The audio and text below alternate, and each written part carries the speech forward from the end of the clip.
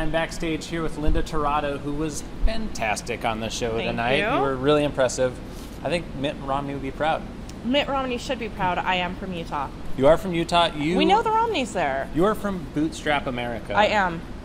You wrote this book. It's incredible, hand to mouth.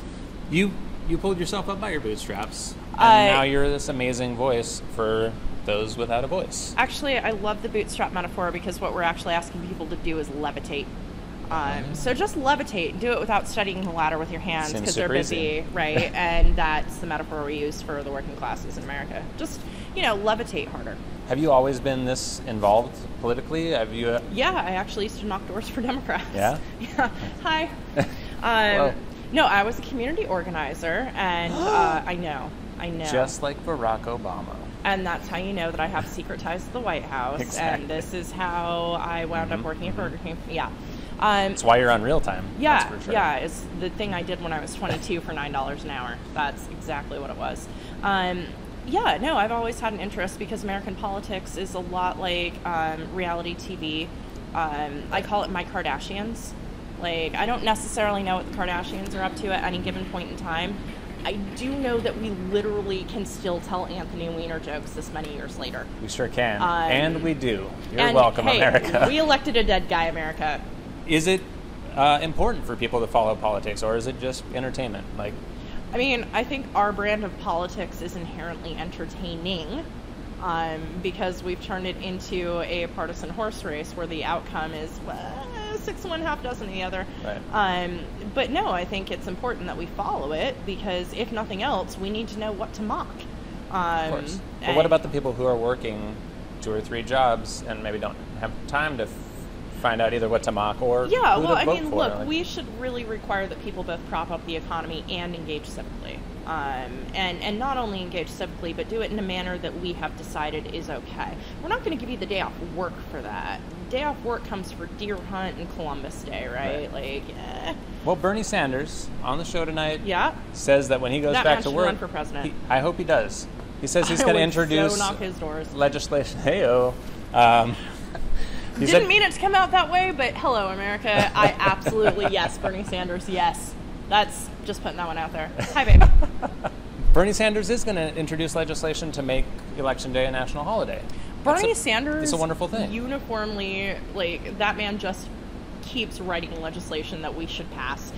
Anything Bernie Sanders writes should have an automatic, yes vote by anybody who doesn't have time to vote.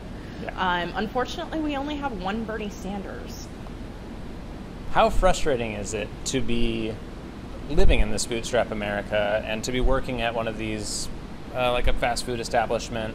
And what's the biggest challenge when you're there? Is it not punching people in the face? Yeah. Is it frustration with your situation or with your corporate overlords that you're trying to work what? And look, we're talking 45 million people. I do not like to make sweeping statements Go on ahead behalf of all those I would people. like you to speak for everybody right now. Yeah, okay. So speaking for everybody whose name is Linda Tirado, who worked in Utah for a very long time, the most frustrating part was knowing that people were blaming you for not doing better in a system that they had specifically created to make sure you couldn't do better in. Right. Right? On overtime, you said the thing that you could do to help poor people is to say thank you. And not fuck you. Yeah. Sure. Because what it comes to, we're always going to need a service class, right? That's always existed, always will exist. Somebody's got to scrub the damn toilets around here. And instead of devaluing that work and saying, hey, India, we like your caste system. We think we'll import some of that. We say, hey, in America, if you work hard, you will not only be able to put dinner on the table for your family, you'll have time to go home and eat it with them too. Oh, yeah. See, that's my American dream. It's nobody promised you fame and riches. Fame and riches is something you get if you're super ambitious and you're willing to give up everything in spite of to get that. When did we in this country really start valuing give up everything to become incredibly mega wealthy or incredibly mega successful? Where is the space for quiet people with quiet lives who just, maybe want to work in their gardens and hang out in their neighborhoods and get to know their friends and have a normal, valuable existence? Yeah. And that used to be manufacturing, that used to be the service industry. We hear apocryphal stories from our grandparents about how oh no, I went and I got a job at the gas station and everybody was like, hey, you're an adult now. you got a job at a gas station now, everybody's like, fuck you, why didn't you do, but why aren't you an ad executive? Right. You should be doing that. If you really cared about yourself, you wouldn't demean yourself to be a gas station attendant. And where is the value outside of your work?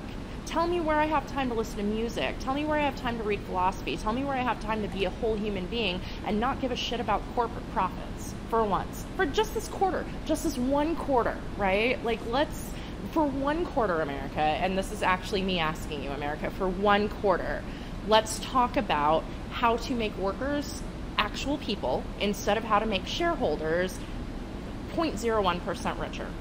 Well, now you've got the book. What's next? So what I'm actually trying to do is say, okay, everybody, I got this big-ass platform now. Y'all should get up on it with me. And I'm asking people to send me, what is it like for you? What's the worst part for you? What's the best part? What do you value? What do you love? What would you do if you didn't have to have 3 jobs? How much progress are we holding back because somebody's got to get their damn, Big Mac? Where can people send that? Bootstrap Industries at gmail.com. Hi. Do that. Jump on it. Yeah, Bootstrap Industries plural at Gmail. And do send me your story. We're going to pop them up on this website that I've been supposed to have been developing. As it turns out, I'm not a webmaster. I'm working on it. But I have some fantastic people that are helping me turn it into a thing. And that way, when people come to me and say, okay, tell me what it's like to be a poor person, I can say, you know what? You don't even need me. Here's 5,000 people. Here's 5,000 of them, and they keep coming. And they keep coming because I promise you they do. That's fantastic. Yeah, it's amazing. Linda, you are amazing. Thank you. Thank you so much for coming tonight. Thanks for talking to us. It's all amazing. Amazing is the watchword. Get on this, hand to mouth. Pull yourself up by your bootstraps. Yes. And send her your ideas. Yeah, please and your do. stories. All right. Thanks again. Yep.